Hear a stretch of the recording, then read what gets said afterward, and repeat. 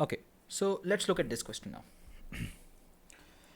We are given 5 numbers A1, A2, A3, A4, A5 whose sum is S.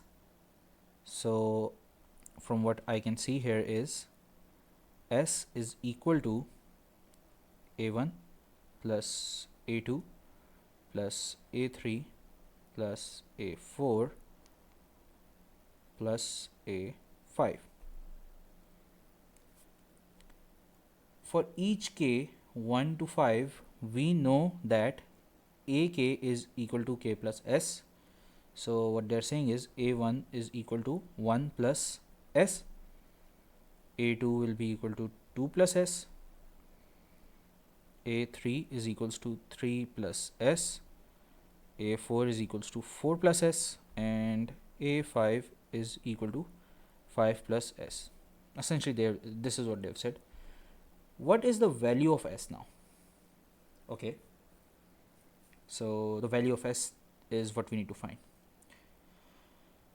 Alright, so this is a relatively very easy question, since they want us to find the value of s, and we know that s is equal to this, and we have the individual values of all of these in terms of s, individual values in terms of s.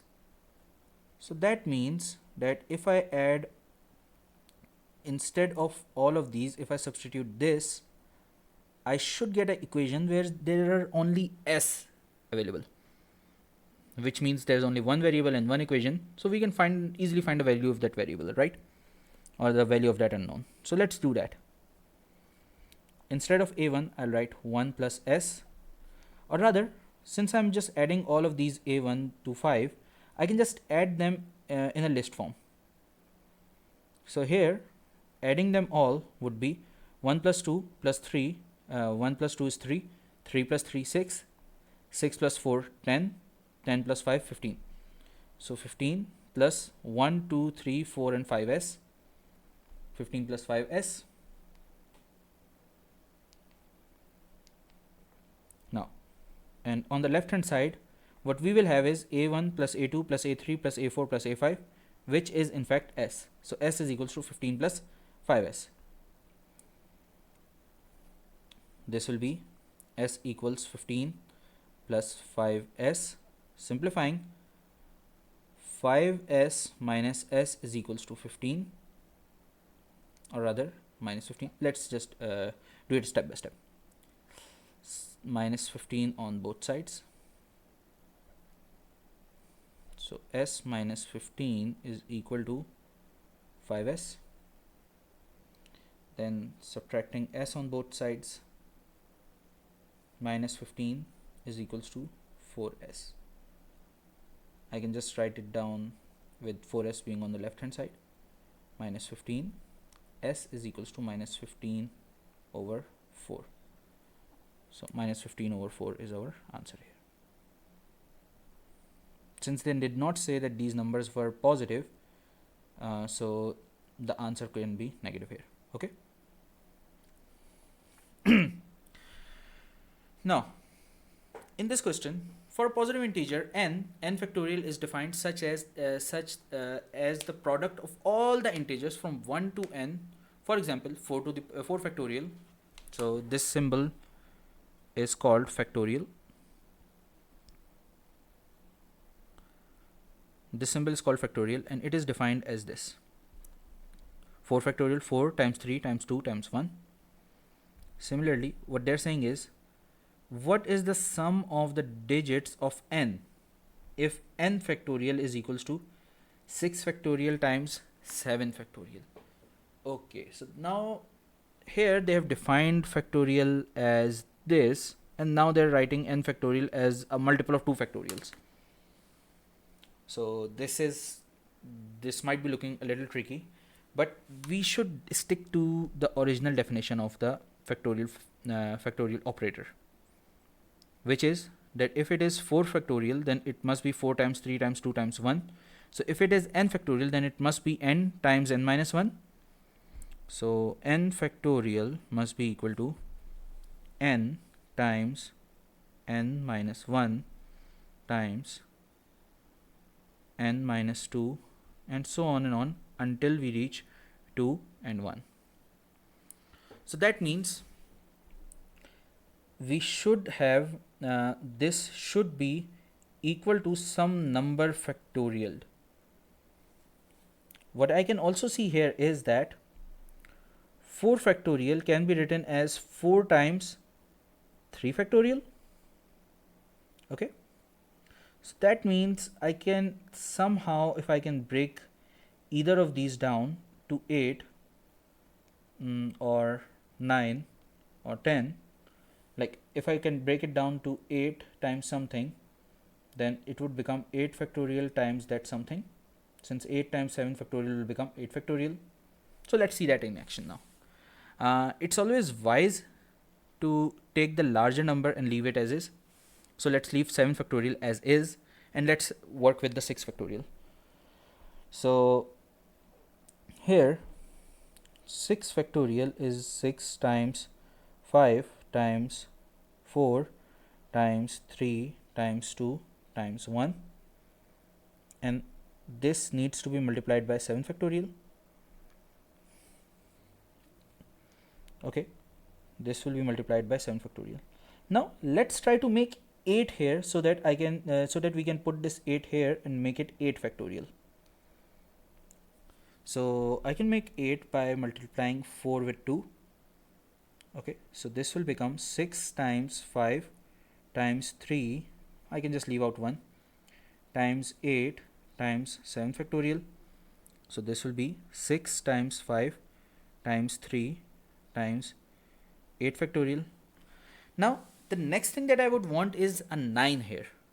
To make a 9, I can see I need to make a 9, I need 3 multiplied by 3. I have 1 3 here. If I can somehow extract one more 3 here, this could work. So as I can see, 6 can be written as 2 times 3. So let's do that. 2 times 3 times 5 times 3 times 8 factorial. I can then write it down as 2 times 5 times 9 times 8 factorial.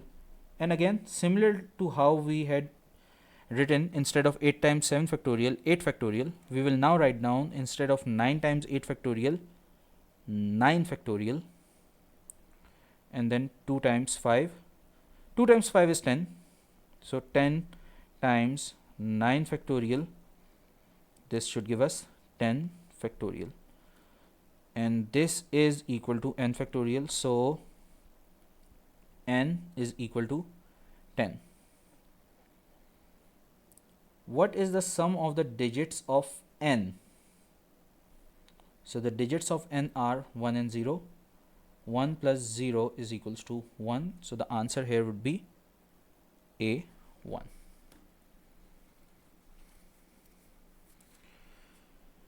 So we have 2 more questions. I'll solve this question in this part, and then the next question I'll solve in a totally different part.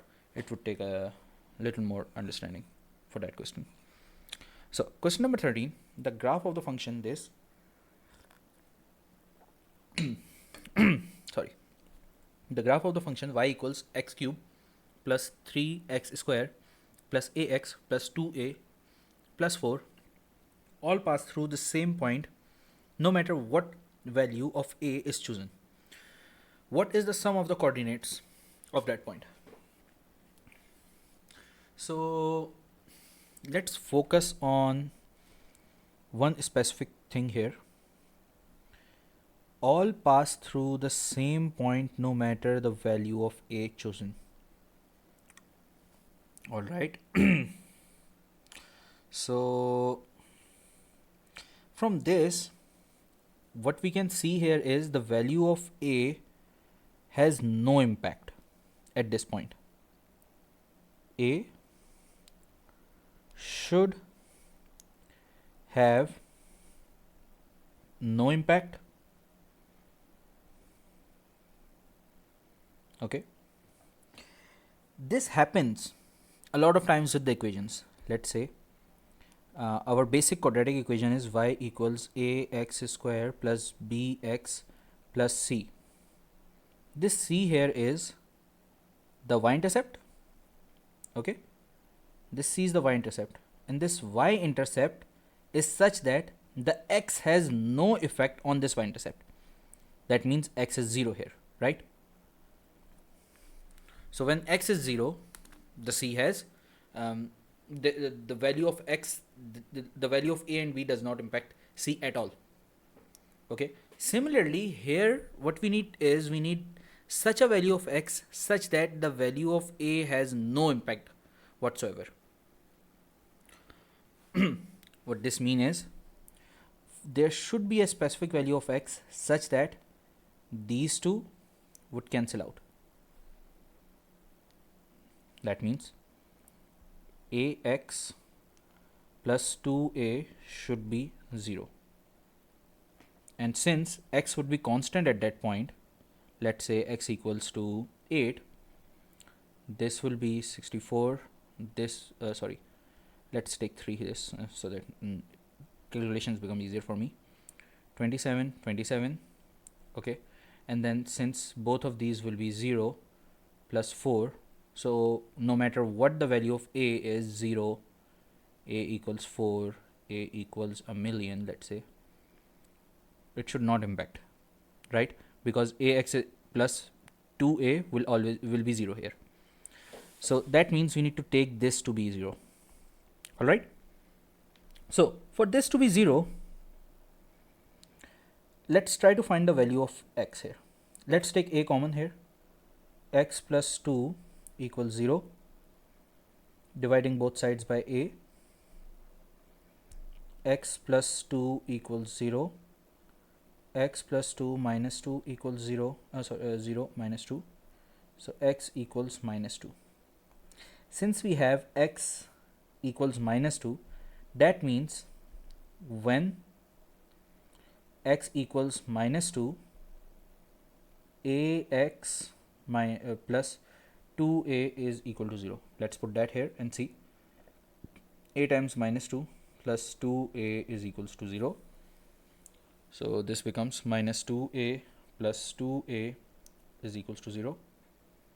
So at x equals minus 2, this has no impact. So let's put x equals minus 2 in the equation and see what different coordinates we get. We have the 1 point of the coordinate x. Now we need to find the y. Y is equals to